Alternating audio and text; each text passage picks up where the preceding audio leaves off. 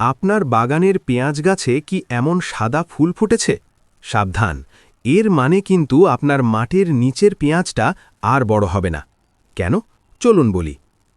বন্ধুরা, তোমরা কি জানো পেঁয়াজের মাথায় যে কদম ফুলের মতো সাদা ফুল ফোটে তার আড়ালে লুকিয়ে আছে কিছু অদ্ভুত গল্প?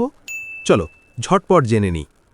প্রথমত, যখনই পেঁয়াজ গাছে এই ফুল ফুটে যায় তখন মাটির নিচের পেঁয়াজটা আর বড় হয় না।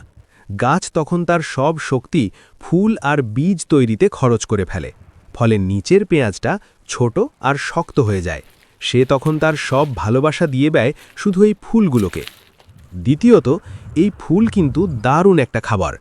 ফুল ফুটে যাওয়ার ঠিক আগে এগুলো রান্না করে খেলে পেঁয়াজের চেয়েও বেশি পুষ্টি পাওয়া যায়।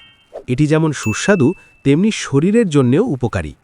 সবশেষে, পেঁয়াজ ফুল হল মৌমাছি আর প্রজাপতিদের প্রিয় বন্ধু। এই সাদা ফুলগুলো যেন মৌমাছিদের জন্যে এক একটা মধুর হাঁড়ি। এই ফুলগুলো বাগানে থাকলে মৌমাছিরা ছুটে আসে এবং আপনার বাগানের অন্যান্য গাছেও ফল ধরতে সাহায্য করে।